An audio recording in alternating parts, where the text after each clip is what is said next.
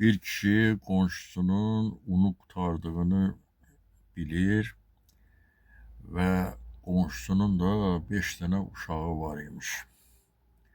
Bunların unu çok imiş. Gəlir arvadının yanına ki, arvad bəs qonşunun unu qurtarıb, bizim unumuz çoxdur. Gəl bir kisə un verək qonşumuza, qoy onlar da aparıb çörək pişirib uşaqların yedirsinlər.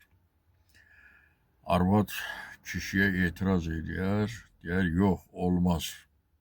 Nə bilək, çörək, unumuz çatacaq, çatmayacaq. O bizim unumuzu gətirib qaytaracaq, qaytarmayacaq. Olmaz. Bunu eşidən kişi peşman şəkildə ne üçün əlindən bir şey gəlmir, çox fikirləşir, bir şey axılına gəlmir ki, qonşusuna necə yardım eləsin. Pulu da yoxdur, pul versin. Və sonda axılına belə bir fikir gəlir, gedir oturur çayxanada, qonşusunu da çağırtdırır. Qonşusuna bir çay ısmarlayır və söhbətə başlayırlar. Deyir, qonşu nə var, nə yox? Deyir, çox sağ ol, hər şey yaxşıdır, şükürlər olsun. Deyir, vəziyyətiniz, dolanışığınız, deyir, yaxşıdır, şükür. Qonşusu da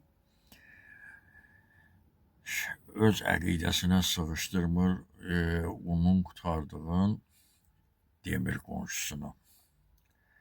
Və qonşusu deyir ki, mən bilirəm ki, sənin unun qurtarıb, bizdə un var,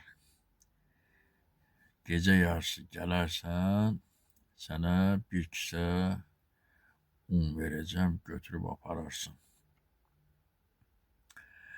Gecə yarısı mən ambarın qapısını açıq qoyacam. Sən gəlib oradan bir kisə un götürərsin. Qonşusu baxıb fikirləşir ki, aya, mən gündüzlər bəyəm. Oğurluq yad eləmişəm ki, bu mənə niyə gecə yarısı götürməyimi təklif edir? Bunu başa düşən qonşusu deyir ki, sən narahat olma. Mən ona görə demirəm. Mən ona görə sənə gecə yarısı deyirəm ki, gəl götür. İstəmirəm ki, sənin un apardığını heç kəs görsün, bir kəs görsün. Qonşusu da razılığını bildirir və öz qeyrətinə sığışdırmayaraq deyir ki, mən deməli yayda taxıl biçinindən sonra gətirib sənin ununu 2 qat ödəyəcəm. Deyir, yaxşı. Və beləliklə durub gedirlər. Deməli, gedib şam yeməklərin yadını yeyirlər, kişi arvadı da gec yatır. Gözləyir, arvad yatandan sonra lampanı söndürür və düşür həyətə, gedir ambarın qapısını açıq qoyur. Və özü gəlir, qalxır yuxarı, gözləyir ki, qonşusu gəlsin, bir kisə unu götürüb aparsın, sonra geçsin ambarın qapısını bağlasın. Kişi gözləyir, görür ki, qonşusu ambardan çıxmadı.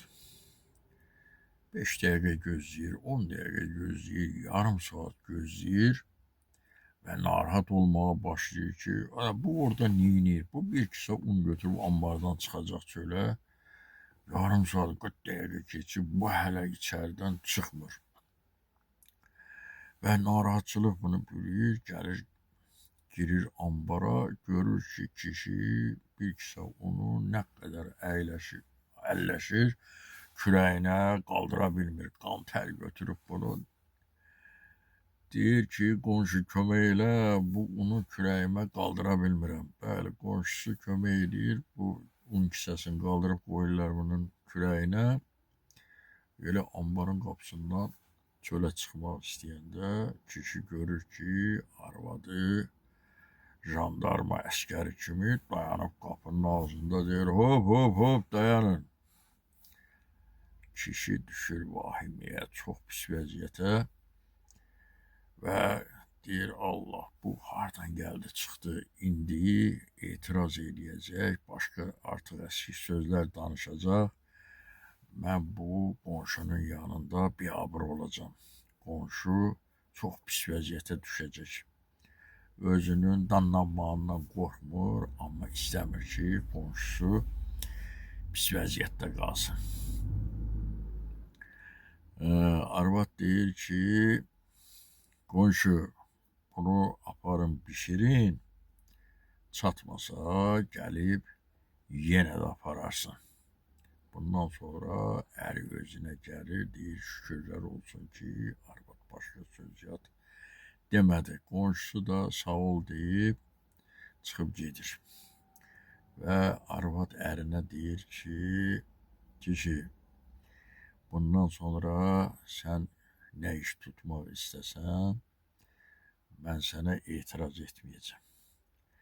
Sənin yanında olub, sənə yardımcı olacağım. Bundan kişi çox şad olur və ondan sonra da heç vaxt arvadından gizlin bir iş tutmur. Nə iş görəcəksə arvadına deyir, arvadı da ona bu işdə köməklik göstərir və birlikdə o işi həll edirlər. İndi Allah Teala bizi həmişə verən əllərdən eləsin. Alan əllərdən yox. Çünki verən əl həmişə alan əldən yüksəkdir.